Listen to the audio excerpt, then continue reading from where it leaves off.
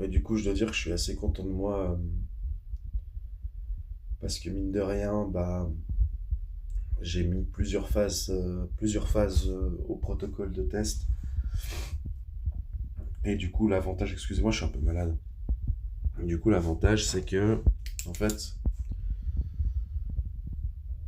c'est c'est que si ça joue pas, je le passe directement en mode symbiose. Euh, Comme ça, je peux retenter d'améliorer le teacher, pas en phase 1 de pré-entraînement, là où il est tout seul et il fait le maximum, mais je peux le réentraîner en phase 2. Une fois qu'il a atteint un joli pourcentage d'accuracy en pré-entraînement, je verrai ce que j'arrive à faire de mieux, je verrai ce que le système retient le mieux.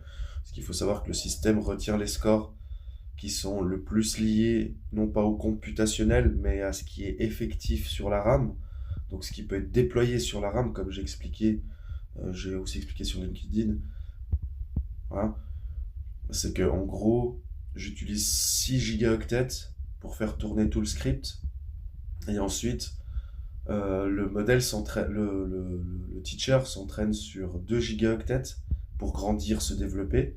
Mais d'après ce que je constate, ou ce pan-là, je l'ai mal paramétré, ou il y a un autre problème qui m'a échappé. Je vais réviser un peu.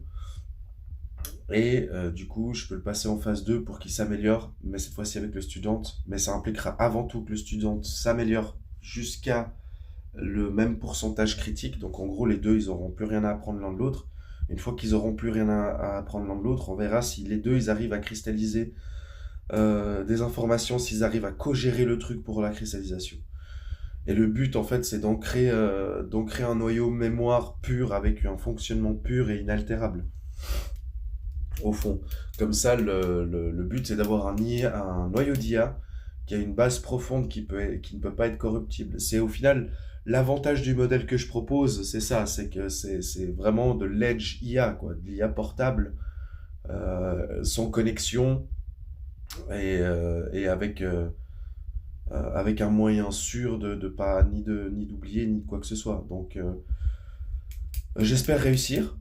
J'espère trouver le moyen de vraiment faire une IA de poche, ça serait cool. Et puis de voir si effectivement, en lui mettant des textes simples, des systèmes LLM et un chatbot, est-ce que j'arrive à communiquer avec, à faire quelque chose et en tirer une logique comme j'en ai tiré une à Noël.